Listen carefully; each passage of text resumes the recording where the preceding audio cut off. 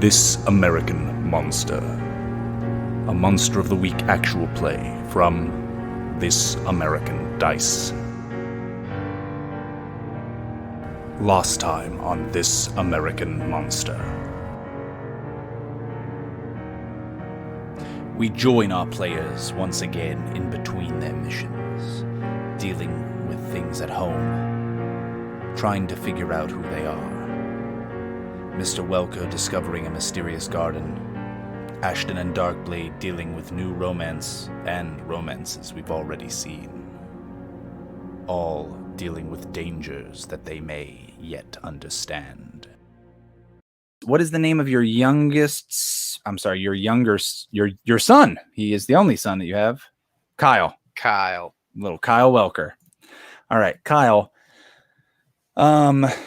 I think that there's a situation where you guys might be doing some kind of family stuff. You've got kind of a night to yourself. You don't have to do things for work, but there's a slight situation in which your wife, Julia, is kind of busy. And so while she might normally do some family stuff with you, she has to do something. And Tara is also busy, whether it's with homework or she's hanging out with friends. So basically, this would normally be time that you would do kind of a family thing with, ideally, the whole family, though being a 13-year-old girl, Tara might not be as into that. But in this situation, both Tara and Julia are not available to take part in this. What do you think?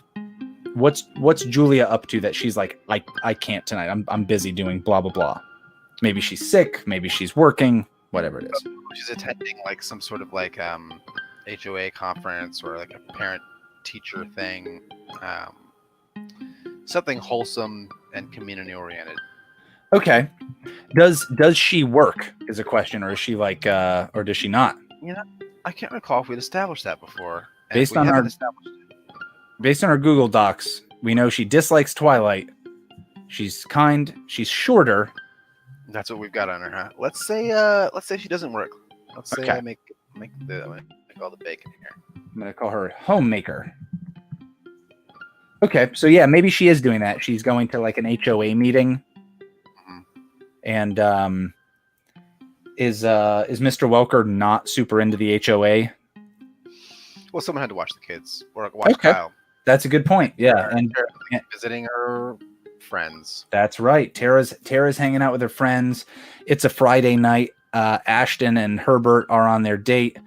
Tara's like, "Oh, I want to go to Stacy's house," so she's off doing that.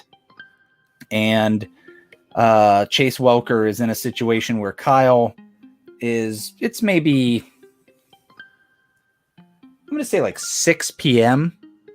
So hardly late, but it's in the beginning of the evening. Like the sun might start coming down sooner, though in April it's still a little bit off. And Mr. Welker, I think Chase Welker, and decides like, I don't know what to do. Kyle and I have been playing catch or something like that, and let's go for a walk. And so Chase and Kyle head out for a walk kind of around the neighborhood. And you've only recently moved here. You've walked around the neighborhood with Kyle and Julia before, and you kind of go down some roads that you've encountered in the past. And it's not too far. You're only maybe like, at the most maybe like 1.5 miles, 2 miles from the house, you wager based on like kind of how far you're walking. And one of the interesting things is you come by a park. And it's a small park, a park that you haven't seen before, haven't noticed before. And you kind of look around at this park. And one of the weird things is, again, aside from the fact that you haven't noticed it, though you feel you've been by here before, is like how idyllic it is. There's no other people there. There's kind of like you can see birds. You can see a lot of flowers. It has almost like do you watch any of the Great British Baking Show? I do, actually. I fucking love that show. It looks like every other shot from the Great British Baking Show, where it's like, oh, this is idyllic So like beyond black belief. lambs for some reason walking around. There are animals there. I think the animals, like you see some like there's a well, which looks weird, like an old timey well, and hanging out near the well, like in the shadow of the well, like kind of like to get out of the sun, is a cat, like a fat orange cat. And there's a lot of birds, some squirrels, butterflies, that kind of deal. Could you make a sharp roll for me, Mr. Welker? 7. 7. All right. One of the things you notice is you're not super knowledgeable about this necessarily, but maybe because you've had to purchase a new house, you're having to landscape the house. You're looking around at some of the plants and some of the animals even, and you're going, wait a minute. Some of this doesn't quite make sense. There's rose bushes here, which can certainly grow in Florida, but there's also lavender. There's like all these birds, robins, starlings, finches, magpies, tits. Tee-hee. Yeah, there's birds and plants that don't seem like they would grow in Florida at all. Okay. It's odd that they're here and they seem like they're all in bloom at the exact same time. And you had been looking up different plants and you're like, wait a minute, how the hell can anybody grow these here? The landscaper specifically told us we couldn't grow these in Florida. I'd like to have a word with that fellow. That guy, that son of a bitch. Yeah. And yeah, so like the stuff that's growing here doesn't seem like it makes sense. And if you look at some of the birds, you're like, wait, these are not, some of these birds are birds I have not seen in this area. And again, I'm only like 2.5 miles from my house at the absolute most. Okay. So I'm going to enter this park on the assumption that someone very wealthy and very particular is sort of overseeing it. And I'd like to find out more. Sure. I think you kind of hang out. Do you let Kyle kind of run around? It's a strange park. I mean, I think I'd like to be holding his hand. Sure. It's in, as a heads up, it's in like a residential neighborhood. So like all around you are houses. Yeah. As opposed to like, I would assume that I'd be like always in sight or touch of them. I don't know. Maybe just give up after a while. Just let them do whatever they want. As a heads up on the size of the park. So if an acre is the size of a football field, I think this is maybe like a third of an acre. Oh, like between a third and a half. So it's not this massive thing where unless he jumps into a bush or down this well, like you're not going to lose sight of him. All right, I suppose I could let him just sort of do his thing within like a very close distance. Then he goes down the well. No, I knew it. I knew it, Austin. No, so I only have one kid. Great. Meanwhile, Kyle grows strong, eating the grubs from the well. No, yeah, you're kind of like enjoying this. Kyle's running around. Maybe you guys can play catch again. Maybe he like chases after like bugs. Maybe there's like a big cricket and he's like chasing after it. It turns out we were playing catch with a skull and he was chasing skulls. Yeah. He goes to pet the cat and the cat is a skull. No, yeah. I think he does go to pet the cat and the cat is like exceedingly lethargic and the cat will kind of like let him pet it for a while. And if you come over near Kyle, the cat kind of like looks at you and then does that like and bolts away thing that cats often do. Very cat-like. Yeah. Everything normal here.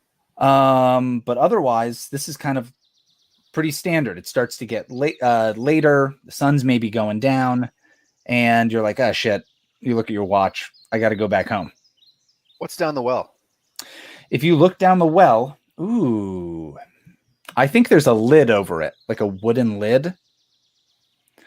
But I don't think it's locked. Kyle down it. How long until I hear the splash? Well, you don't hit the splatter of his skull on the dry well.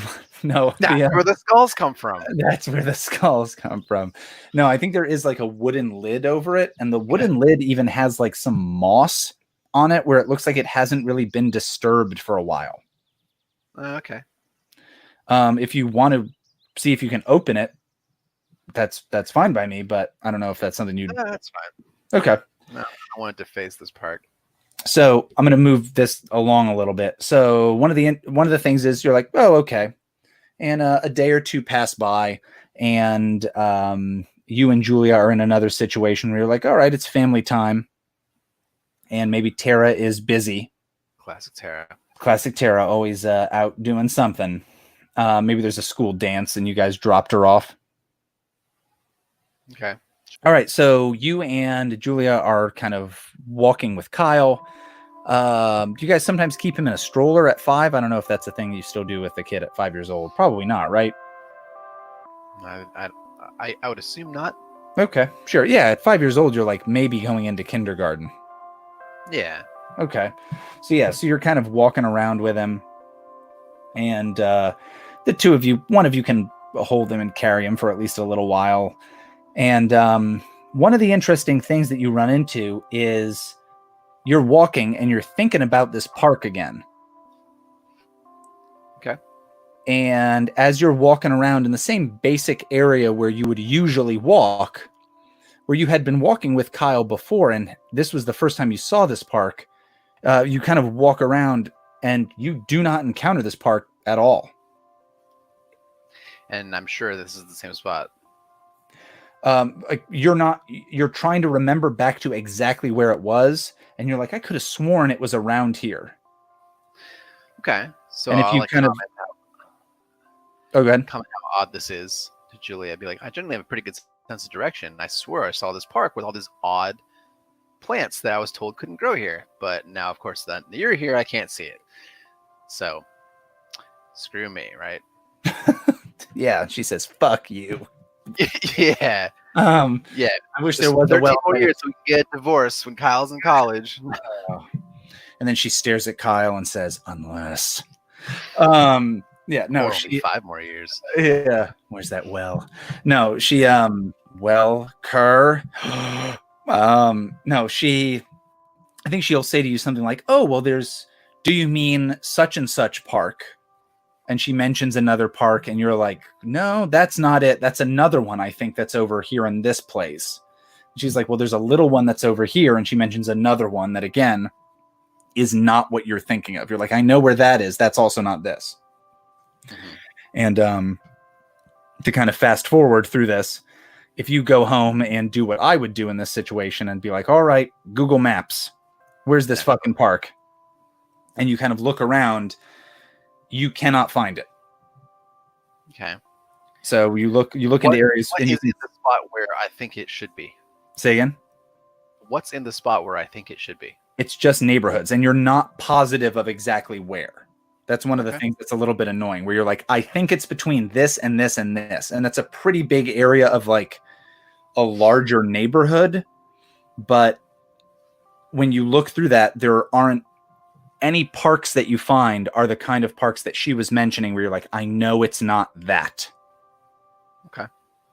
Would Mr. Welker head out looking for this on his own? If he's between jobs, yeah, why not? Sure.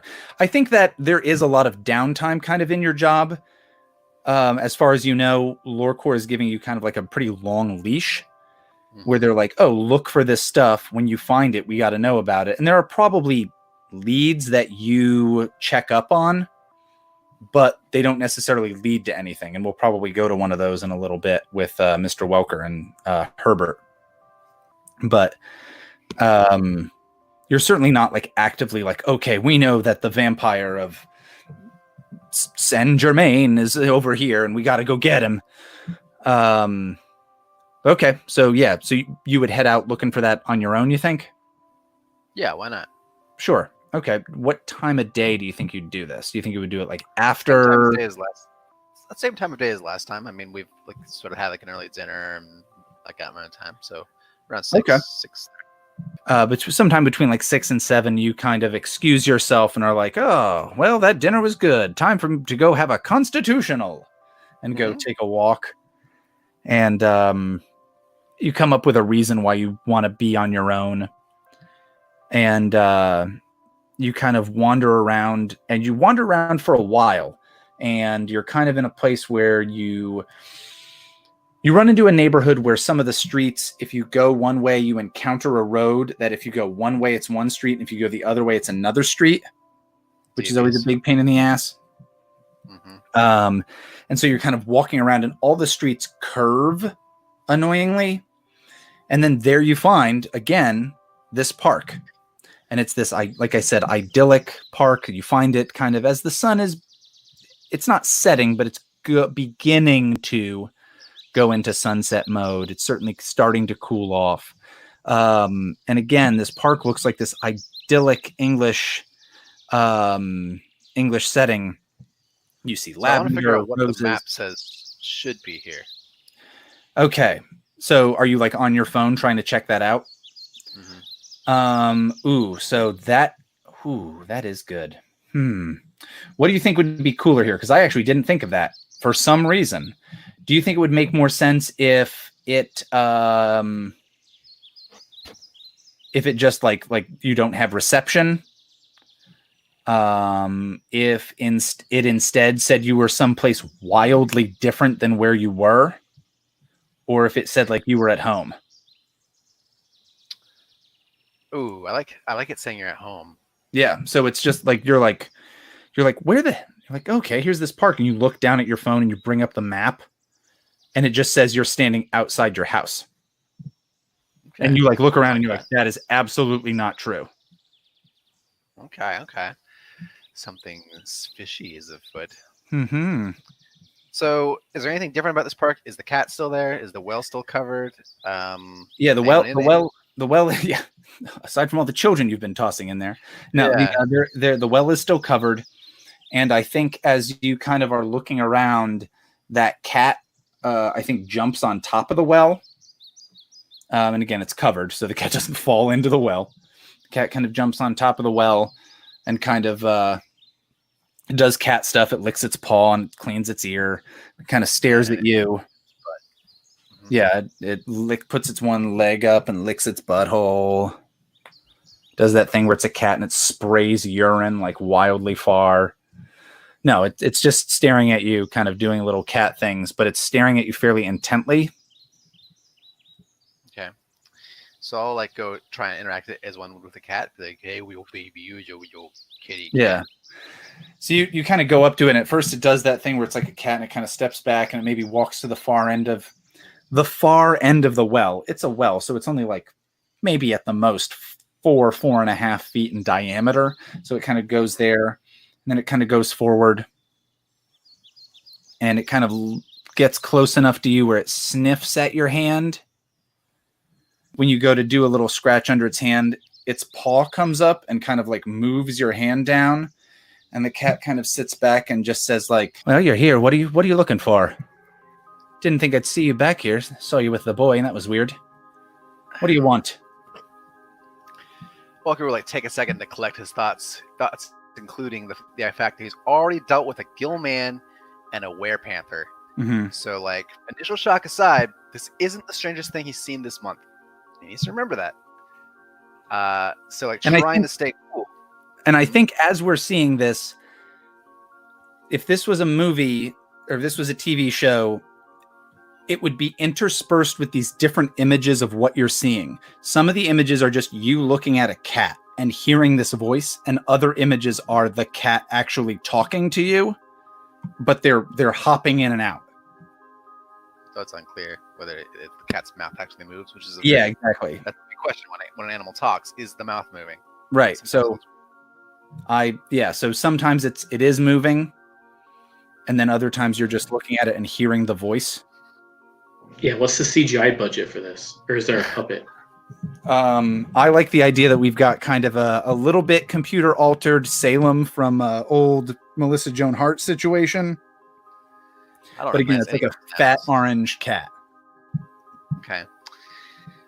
All right. So just very stupidly, Welker would say, you can talk. It seems like you can find your way here. What's your story there, friend? And the cat takes out from behind its back a pipe. I was so hoping you would say that. Yeah. So and happy. the cat And again, there are scenes where there's a cat smoking a pipe, and there are other scenes where you're just staring at a cat. Okay. And yeah, in some of these scenes, like the cat can has a match and lights this thing, and then, which doesn't make sense. Cats don't have thumbs. How is it holding this pipe? Oh, what if he just asks me to do it? It's like, would you mind? Yeah, like there's a lighter there. Oh yeah. He's like, do you mind? Usually don't like asking, but since you're here and you seem grown enough. Yeah, I'll like, oh, of course. I'll like light up his pipe. He kind of sits down in that weird cat position where they kind of weirdly sit on their butts and have their front paws like outward. And yeah, he's out. Oh yeah, a fat orange cat smoking a pipe, talking. I'll say, I'm Mr. Welker. Who are you? He's like, you some kind of detective? Well, in a manner of speaking, I suppose. You know, I thought maybe you'd be impressed that I'm not freaking out. You know, I'm a detective of strange things. You're not even the strangest thing I've seen this month. He says, well, all right then, Welker. Detective, call me Matlock. You sure it's Why not? Catlock? I'm Oh, sorry.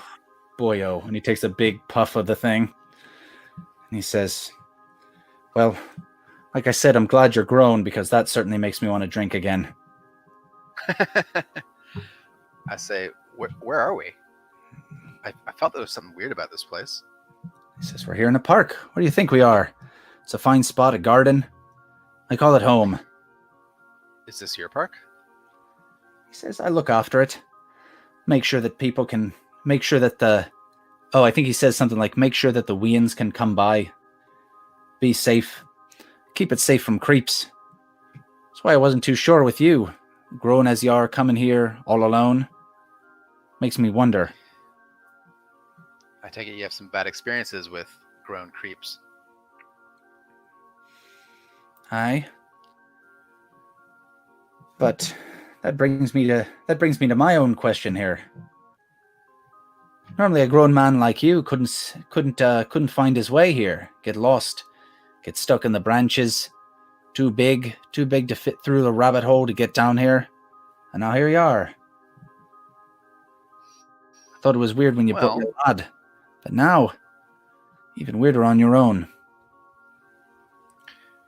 I say, well, I have dabbled in some things that a lot of people would consider strange. Maybe it's opened up my eyes. Hi. Could you go ahead and roll...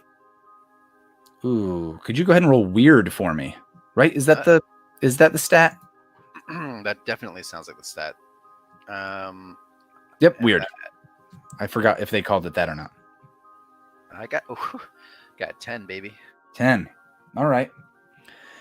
You come to the realization pretty quickly that you're like, oh man, he's bringing this up. The reason I could not get here in other times is you were always walking with your wife, your older daughter, and now that when you were walking here just with your younger son, or now that you're here by yourself, you can find this place. But the weird thing again is, you're a grown man. If the problem is those other people were too old, how the hell are you not too old?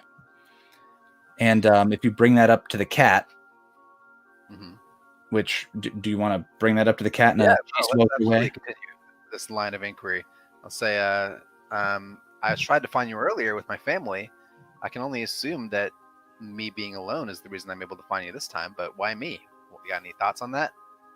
I shouldn't be there. Shouldn't be able to get here at all. I help watch out for this place to keep the weans safe from prying weird eyes, but something must have touched you. Something from... Maybe something more like where I'm from. Where are you from? He says...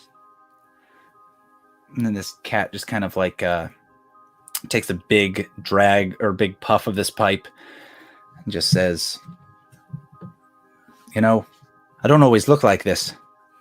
Sometimes I can change how I look. And they say that some of us, well, sometimes we get stuck in one way or another. Hate to have that be me. Especially for those who could get themselves stuck.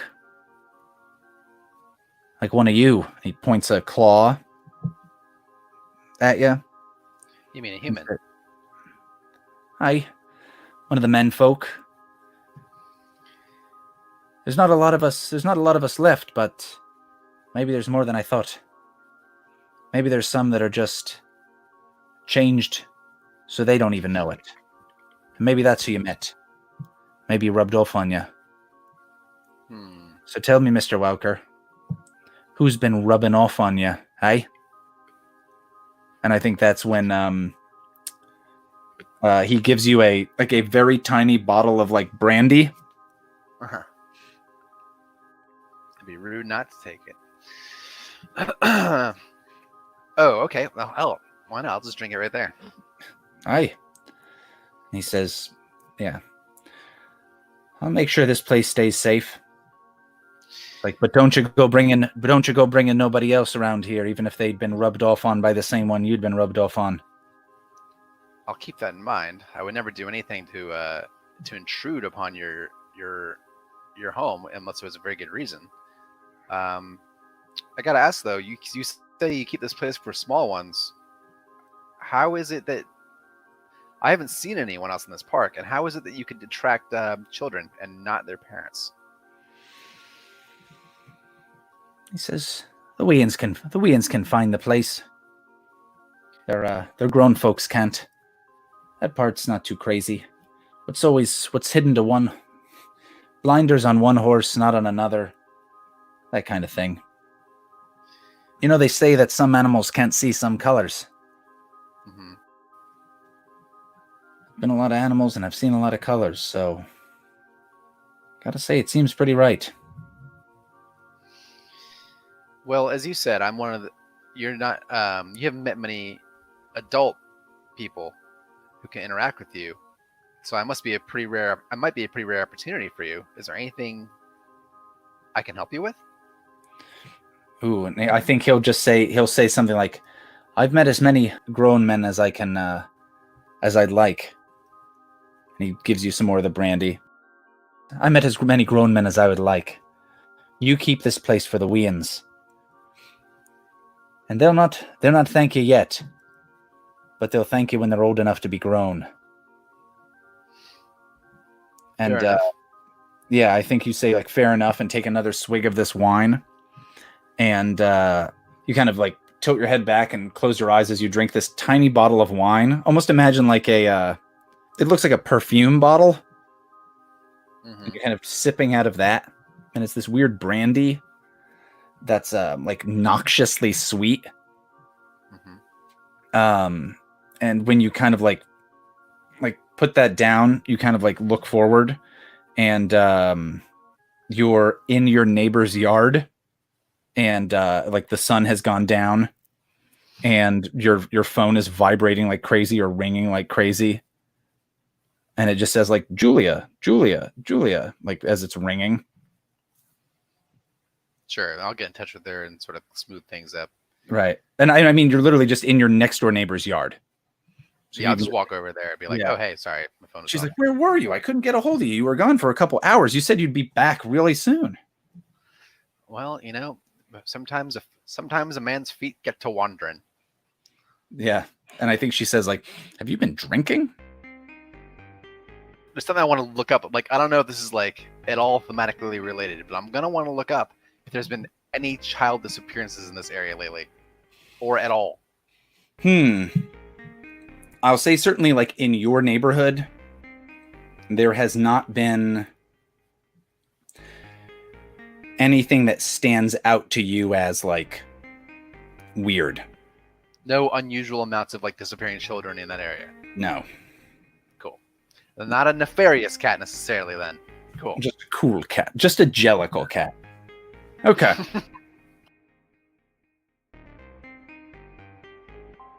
Let's do a quick scene with Mr. Welker and with Herbert. Okay. And so this is where I think you guys This is a situation in which you've got you guys are looking up regularly these different things that seem like they might be paranormal or supernatural, things that seem unexplained. Then you look into them, and a lot of them end up being duds. Like, hell, we've only seen 2 that haven't. So I think that you guys are looking into a mystery that seems like it might be a mystery, but when you get there and then upon further investigation, it's a dud. It might still be a bad thing, but it's like a bad thing that the regular cops would deal with. Gotcha. So I think we join Herbert, Kmoch, and Mr. Welker at an interesting location that they're looking into something. So Herbert, or Mr. Welker, could you give me the location? Carl, I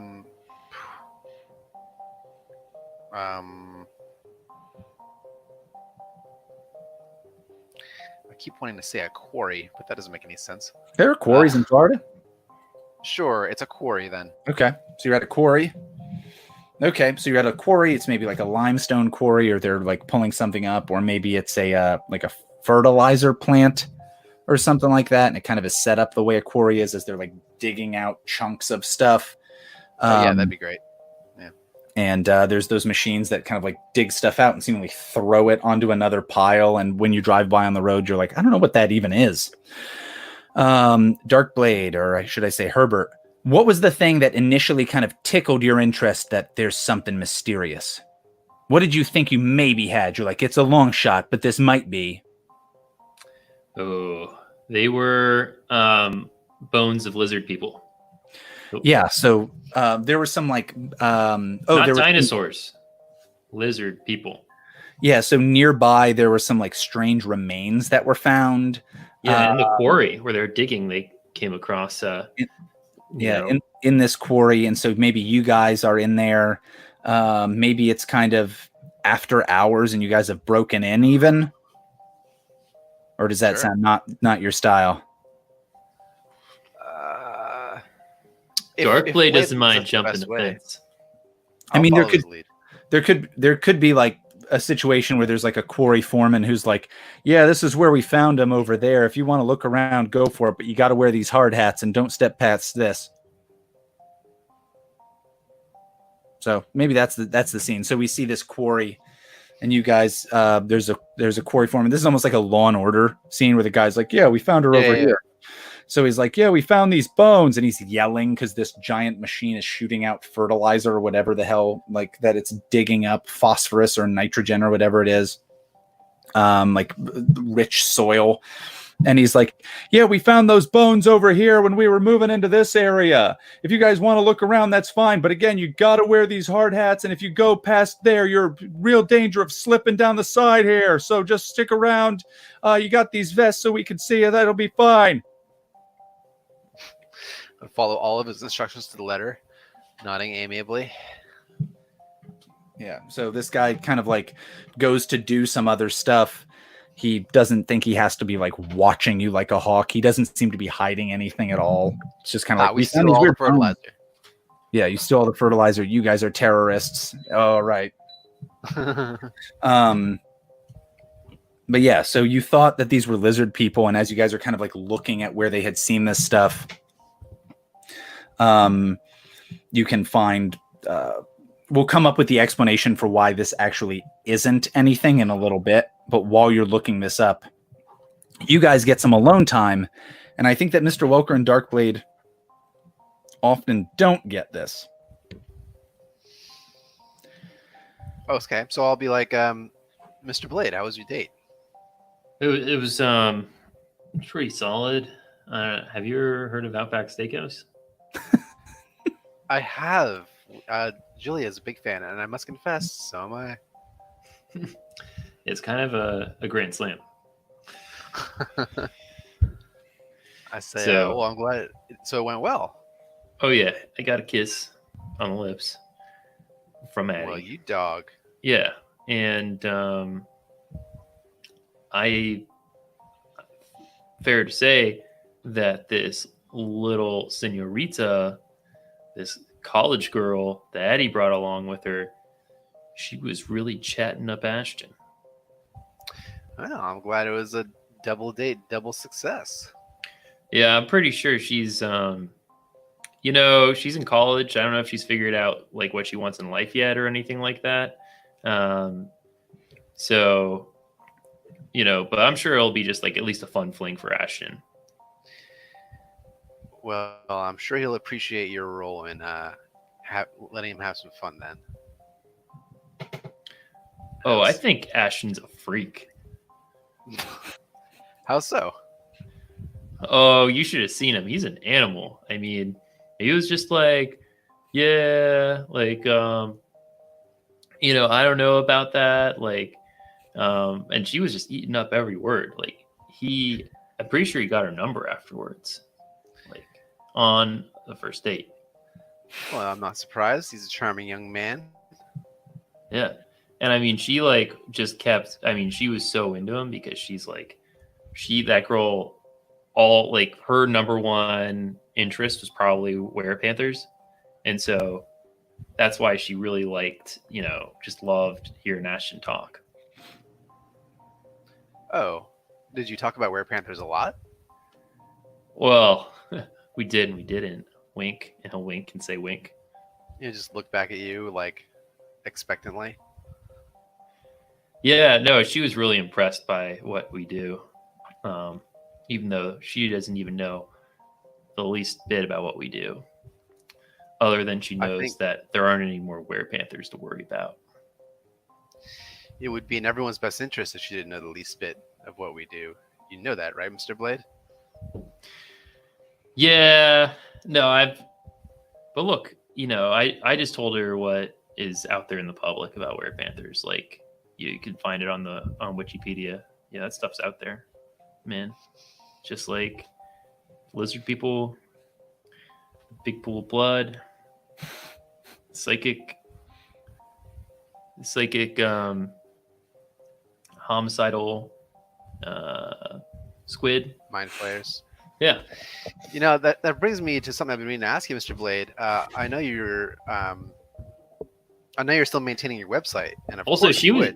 Mm-hmm. But you know that our work, our work requires a certain amount of secrecy for everyone's best interest, of course. The company can't do its good work, if everyone, if they're impeded by even well-wishing people.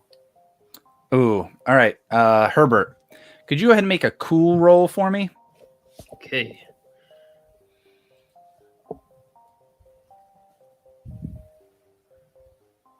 It's a 4. Got a 4. Ooh, okay.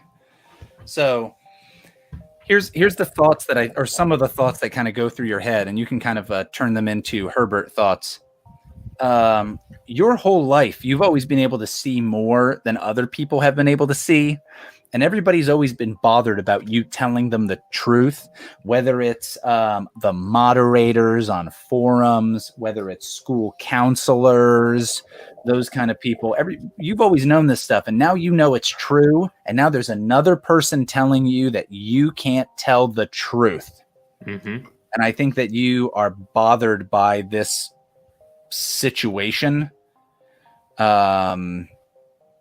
especially because, like, from the youngest age that you can remember, you've always known about this kind of stuff and that it was true. Like, you've always been able to feel it in your bones, in your blood, that this was true. And now that you have proof, there are people telling you to shut up about it. This is no good, man. Mm-mm. No bueno, hombre. Yeah. Well, Mr. Welker, you have nothing to worry about. Herbert talking, to people asking questions. But if you're asking Darkblade to not share the truth and not pull the fleece from the eyes of the people who are looking for the truth, that's not why I got into this. Why did you get into this, Mr. Blade? Because we are not alone in the world that we live in. And I think that it's important for us to protect ourselves from those who wish us harm. And it's important to understand and make friends with those creatures that we don't understand who could be our allies. And I don't know, I thought that joining LoreCorp was the way to, be an ambassador of humanity, like a Jedi. But now I just don't know anymore. Well, Mr. Blade, I hope I can reassure you that your goals are just as noble as I always thought they were, and you've joined the right side. LoreCorp wants all the same things you do. We want to help people. We want to demystify the mysteries so that we can use them to better mankind and keep it safer. But it's going to be harder for us, our team, which includes you now, to do that if our work is impeded by letting these things out in a dangerous way. And it really falls on all of us to make sure that LoreCorp can do its work and help people as you want. And that includes not spreading the information about the werepanthers, the gill man, talking animals, what have you. Talking animals? Just an example. Oh, okay. Well, all right. So I guess they shouldn't tell stories on TV. Are you gonna tell Lucasfilms they can't make any more Star Wars sequels? We discover that these bones that had been like these strange bones were actually just affected by like chemical stuff from the fertilizer. Oh. And that's why they were hollow. We thought these were bird people. Yeah, we thought these were bird people. Yeah, so there was weird stuff that like the fertilizer had burned them. I think maybe they might not be human remains. They might have just been like so kind of like malformed that people didn't know what it was. And eventually you're able to kind of bring these to a lab and get that stuff there and discover like, oh, they were actually the bones of such and such animal that were like kind of like messed up by like chemical burns from this fertilizer treatment that goes on. But I think there is a scene to kind of wrap things up for Alex. There's a scene of Darkblade kind of going home, going down into the basement and remembering when he was a kid, having like visions of like animals that could speak like regularly. And maybe he looks at like a figurine of an animal, and he just kind of says like talking animals. Ugh.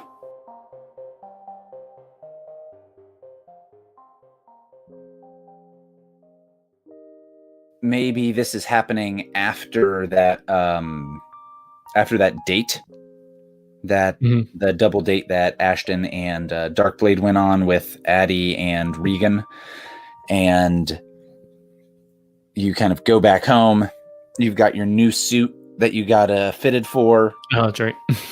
And you're like, all right, this suit looks good. I'm looking very, very important. And you look down at all your other clothes, and you're in a situation where you're like, well, shit. Just all of the rest of the clothing is dirty. Mm-hmm. I don't know if you remember this ever working the night shift at UCF when you'd see girls in like prom dresses. And it was because all of their clothing was dirty. And so they were like, I haven't done laundry in weeks and weeks. So everything's dirty. The only thing I have is this formal dress. I just remember people constantly stealing people's underwear from those. Epidemic. I don't remember that part, but really, yeah. I feel it happened multiple times when I was working there. Like, if somebody came in and was like, someone stole my underwear. Yeah. Right. Just like, oh, sorry. Oh, fine. Here it is. And you gave it back to him. It's so comfy, though. Yeah. Fine. Anyway, do a better job of washing these. All right, so Ashton maybe heads back home. So Ashton lives kind of more in the downtown area, we said, of Palmetto City, right? Sure. And he lives kind of in like a little studio apartment. Oh yeah. Hmm. Okay. So the good thing is, yeah, you got to do laundry at home, but you also got this dope new job that you can tell the folks about back home while you're doing laundry. And I assume they don't live in downtown Yeah, probably not. Palmetto I think City. they live in some kind of suburb area, I bet. Okay. Do they live in like a good schlep away from downtown? Do they live in like technically a nearby town that's a like they live in kind of Hammock thing? Heights. They live in Hammock Heights nearby. Okay, Yep. that's cool. The retirement so- community, basically. Cool. So Ashton's mom is she of like retiring age? Oh yeah, I guess not like a retirement, but like a place with way more old people. Okay. Instead of retirement. Gotcha. So it's not a retirement community per se, but it's a community where there's a lot of retired folks. Yeah. And I think we described it as super touristy. It's like right on the coast. Mm-hmm. You can buy like sparkly seashells at the gas stations and stuff. Nice. Okay, so Ashton's mom, whose name is Linda Greene Carpenter, or Linda Yeah, Greene. Yeah, Greene's her her maiden maiden name. Okay, or so her previous name, I guess. I don't know. okay, either one.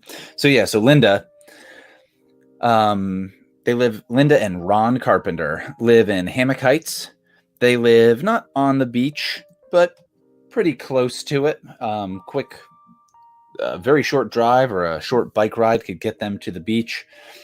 Most of the folks nearby are kind of retired, or there's a lot of houses that are rental properties, that kind of thing.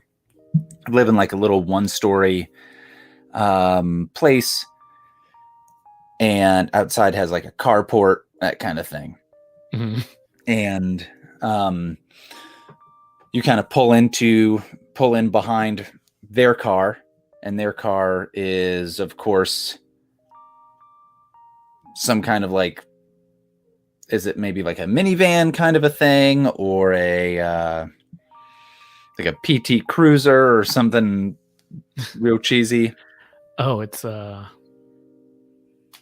a RAV4.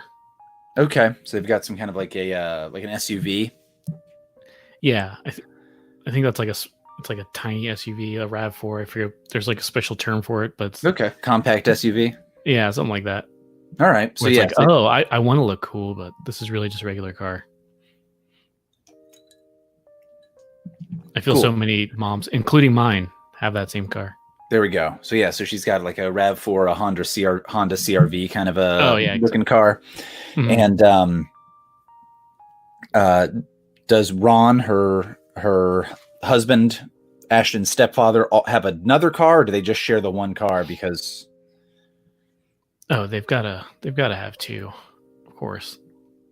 so they've got like a little compact SUV, and I'm thinking Ron's got to have some kind of like midlife crisis type car. gotcha. So like a sports car, but not really fancy. Yeah, and Okay. like from the '60s or something, and it's like kind of made up, like kept up, but not really. Okay, sure. He's got like he's perpetually working on it, like Trans Am, the kind of car that Dwight drove. from Yeah, The Office. exactly. Yeah, and it's like, oh, I'm gonna keep meaning to get it repainted, kind of a thing. And at the moment, it just doesn't look very good. Hmm. And like, no, I want to do it. It'll be a good project, kind of a thing. Yeah. And A real Tim Allen here. yeah, exactly. And so Ashton pulls in. We see him kind of come in with a huge sack of laundry. Yeah. Oh And, man. You know what? I think he does. We said that he doesn't have a car at all, so maybe he's like the city bus or something comes over and he undoes his bike and Mhm. puts it in there. Oh yeah. So he's Actually, let's not do this scene, and we'll do a scene of him buying a car from the used car salesman.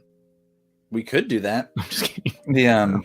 But yeah, so he gets off of we see a bus pull up kind of in this beachy community in front of like a little strip mall shopping plaza with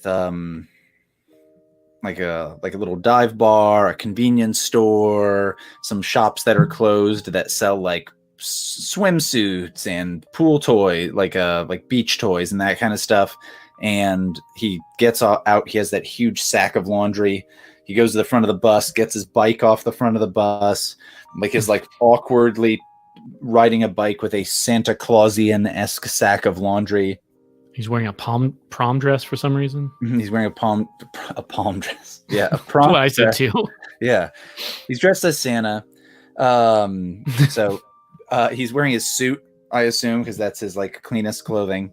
Mhm. And he gets up to this house, which again we said is near the beach. It's just a 1-story house. It's got a carport. There's a compact SUV, kind of an older Trans Am that his stepdad is perpetually working on, but he's never really finished with the thing. It always kind of looks a little crappy.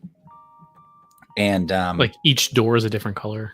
yeah, I'm thinking that kind of thing where he's like, I gotta get to painting it, well, And so, did Ashton like talk to his mom in advance about coming here to do laundry, or did he just kind of show up and like, oh, just go home and do laundry? Yeah, maybe he just showed up. Okay, I was like, which one would be more interesting? I'm like, yeah, they're fine. okay, that works. Are his mom and stepdad, and this doesn't have to mean having sex, are they doing anything that would be funny for Ashton to walk in on? What would be something funny? Aside from them just doing it, it might be like them trying to have like a romantic dinner, or them watching like a really serious movie. Oh, I love that romantic dinner idea. That's pretty good. Okay, so There's like a flower with a vase, Mhm. Yeah, so you hear you kind of plop down your laundry and you break out your keys and trying to find the house key for the old house, and by the time you get it, you unlock the deadbolt, and by the time you're going down to the doorknob, the door opens and pulls the keys out of your hand, and it's Ron, and I think this is the first time we see him. And how would you describe Ron? He's a very big kind of guy. I think he's like the big and tall, like both ways. Like a Gotcha. refrigerator of a man. Okay, so just this huge guy fills the door frame. Yeah, he's like balding. He's got like a little mustache. He's probably like a football player back in high school. Mhm. Not so Okay. much anymore, but still, you can tell. And he's wearing like kind of a nicer shirt tucked into some jeans, or maybe even some khakis.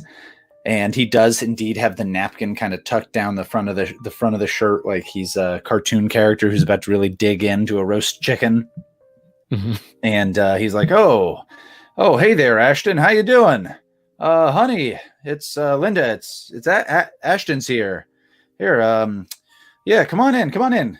And he kind of motions you in, and yeah, you see inside your mom kind of getting up and she also had like a napkin on her lap, and there's like music playing.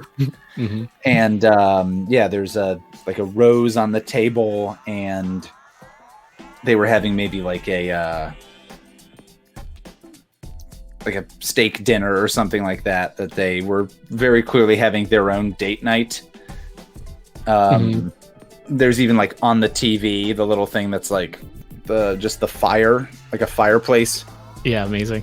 Yeah, and so you're very clearly like kind of interrupting your mother and stepfather's date night that they were trying to do stuff, and maybe you see over in the corner a bag that's like a takeout bag from a restaurant or something like that. Like they went to a restaurant, got this stuff, and came back. Oh, Kind of a Outback.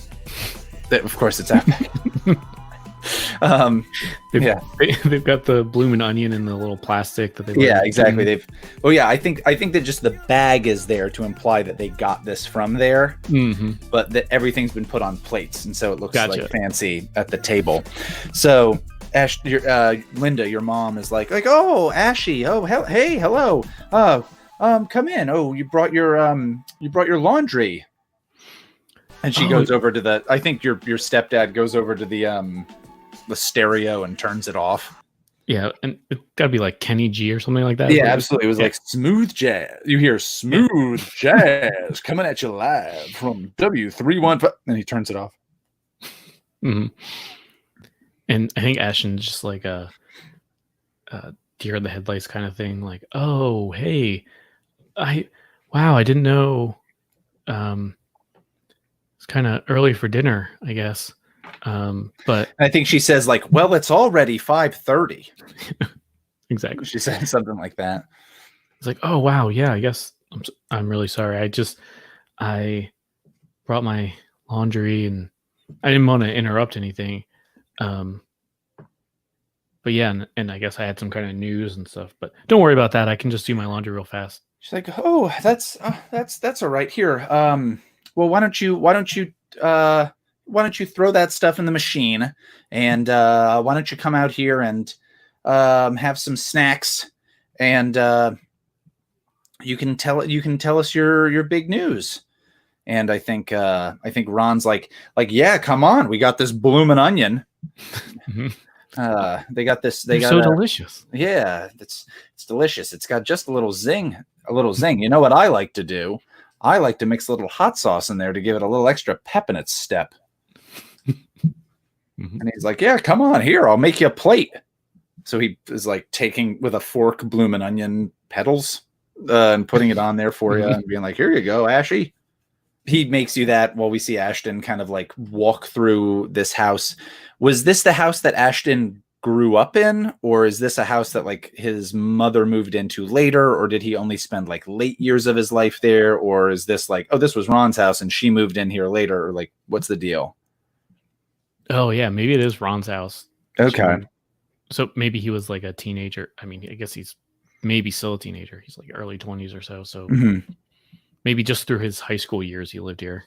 Okay. So yeah, so there's we kind of walk past a room that used to be Ashton's bedroom. And there's a bed in there that's made up, but there seems to be like increasingly more like stuff encroaching on it, where it seems to also maybe be an office kind of. So there's like a desk and there's other stuff. And maybe on the bed, there's a bunch of books about like auto repair and restoration. Literally, Ron's been in there doing stuff. But we see some pictures of Ashton through high school. We get like a little snapshot here and there. Oh, there's a thing that's like Easter egg hunt champion. Oh, I love that. Yeah, perfect. So there's like a guy in a bunny suit giving Ashton a trophy, and Ashton's just crying because this terrifying Easter bunny man is next to him. And your mom saved it, and it says like whatever the year was on the bottom. And camp such and such scavenger hunt champion, and there's like another like dumb trophy. Yeah. It's more comedic. I was gonna say like a weird camp counselor dressed up like a Native American, but Ashton is still crying again. Yeah. Keep it going. And it's like the superlative, like the high school superlative is like most likely to find his keys or something. Yeah. So yeah, maybe he has maybe there's like a little clip out of like a high school or like middle school newspaper thing that's usually just a couple pages, but it's like this boy helped a blind student find this thing that they lost. Their sight. Yeah, their sight. Wow. He's a miracle worker. It's a blind person standing next to Ashton, and again, Ashton's just crying. He's so scared.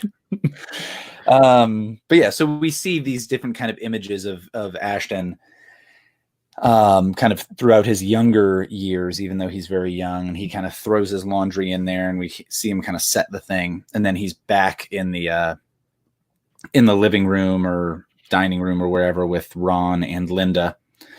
And your mom is like, oh, Ron fixed you a plate. What's the big news? Did you use softener? Yes, I did. I mean, they have the instructions right there, Mom. For everything or just for the towels?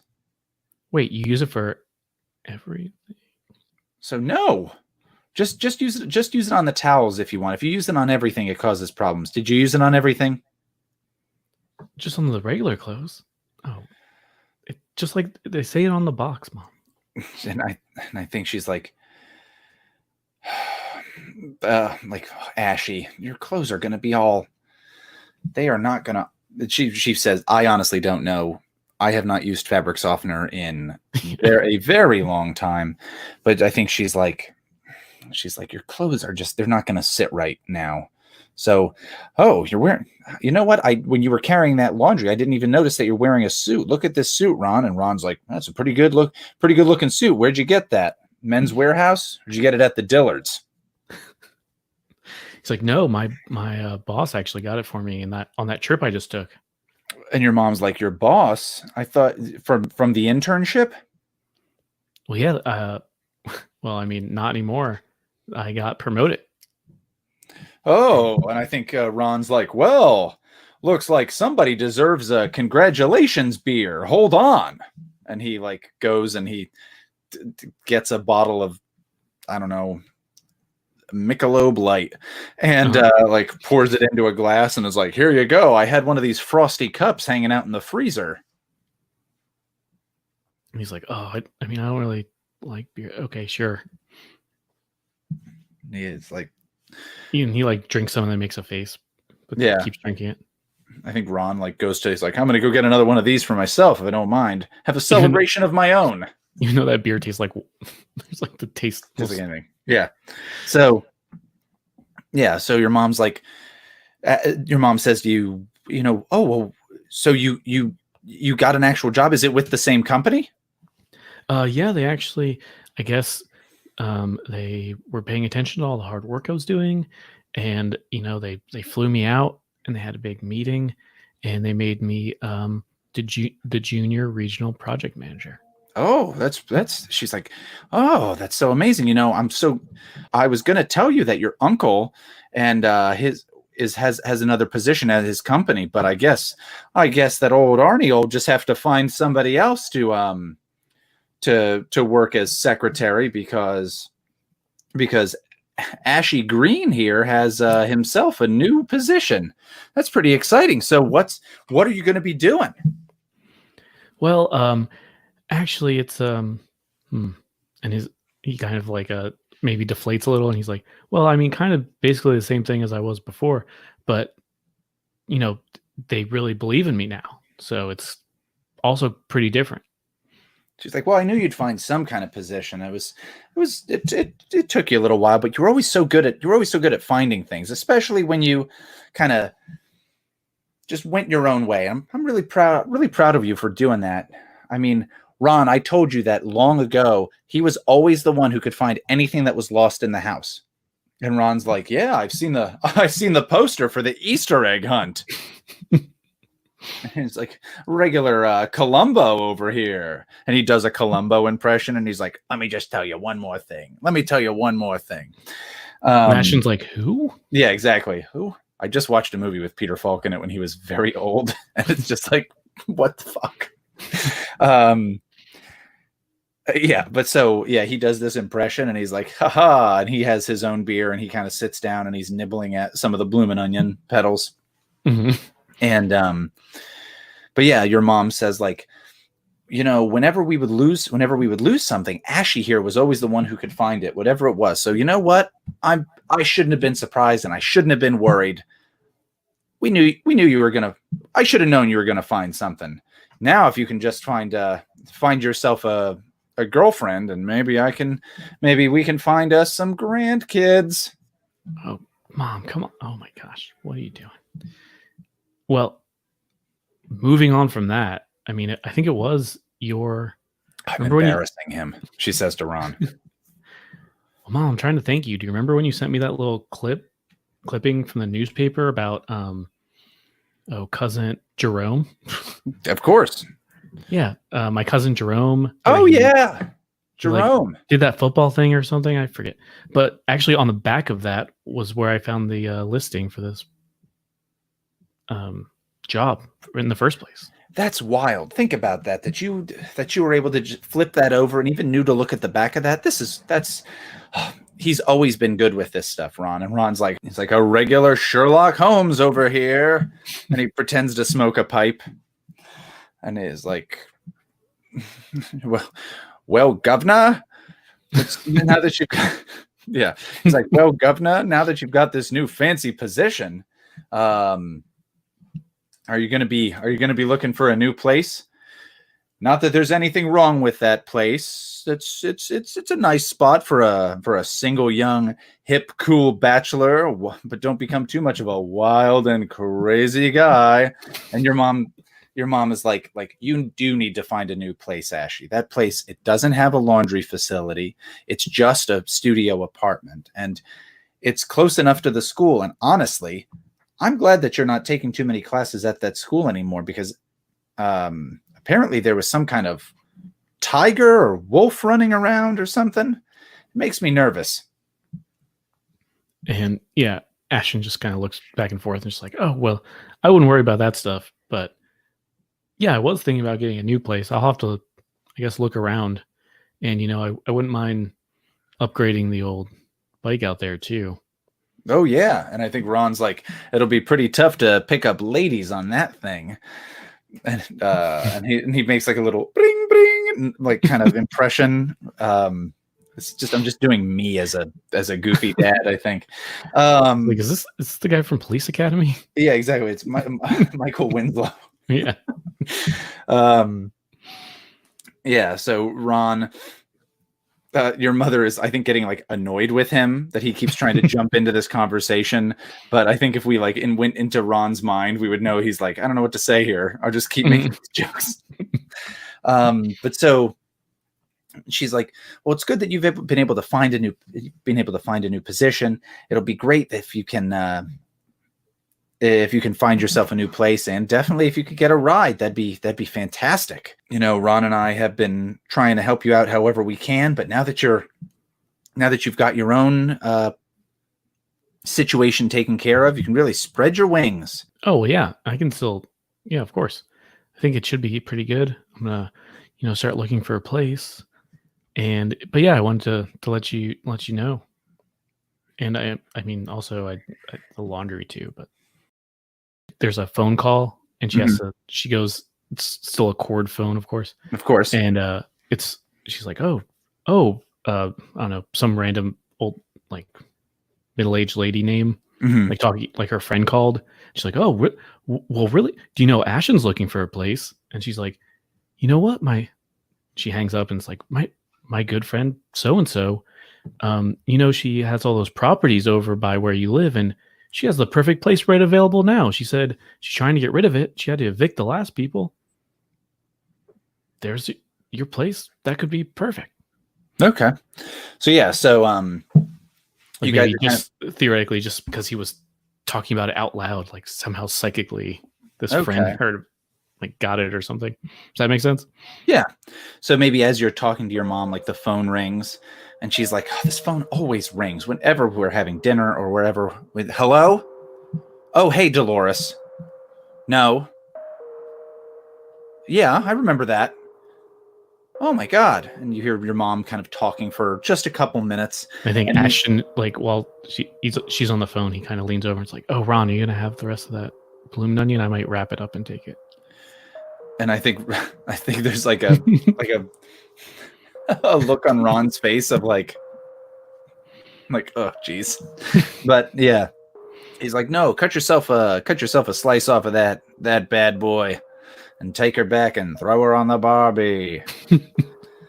And your mom's like, all right, well, yeah. And you hear her hang up and she's like, that was Dolores. You remember Dolores? She used to live with us when we lived over on 40th.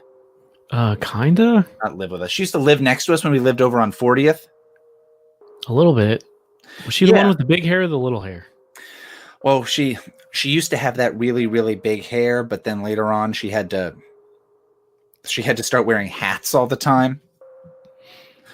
But yeah, Dolores, she has all these properties over in the area where you live, and she just had to evict a tenant over there because he wasn't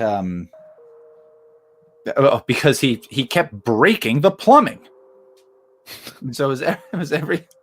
She's like, it was every month. Apparently, she had to have a plumber in there. So this guy's out, and now she's got this. She's got a place right near you. It's wild. If you hadn't come here and told me this, I wouldn't even have thought to bring it up. Oh, well, I don't know. I guess I can look at it when I get there, but yeah, maybe. She's like, you have Dolores's number, right? You might have to give it to me, I guess. But... Here, hold on. And she like goes through like a big address book and she writes it down on a sticky note for you. And she's like, that's near where you live, right? It's on the other side of that one building that we saw, that building with the restaurant that Ron wanted to go to. And I think he's like, no, this is like the nice part of the neighborhood. And she's like, well, I don't know if I'm going to be able to afford that, but I don't know. I'll check it out. You can talk to Dolores, I'm sure, and work something out. And somebody's got a new fancy job, so hey. And Ron's like, new swinging bachelor pad. So, and Ashton's just like scooping blooming onion into a bag or something. Yeah.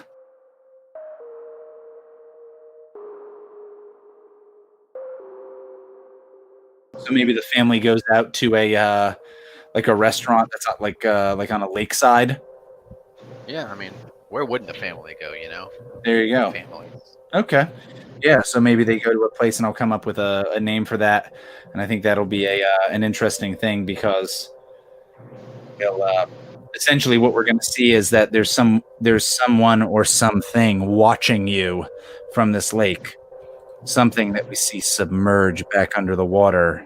Something that might have been angry because you've stolen its eggs.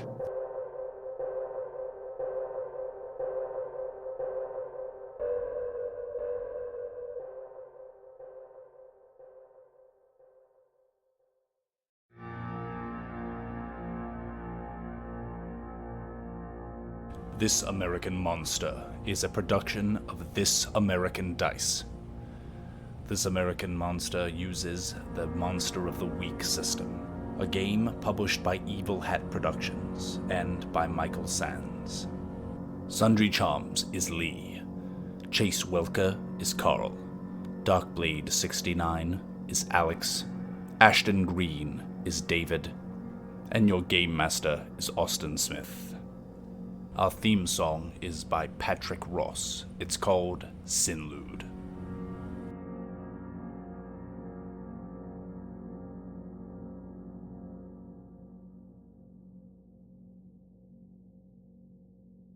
You ready, Carl? Absolutely. All right. As your wife staples your scrotum to the floor as part of your weekly sex ritual. Now,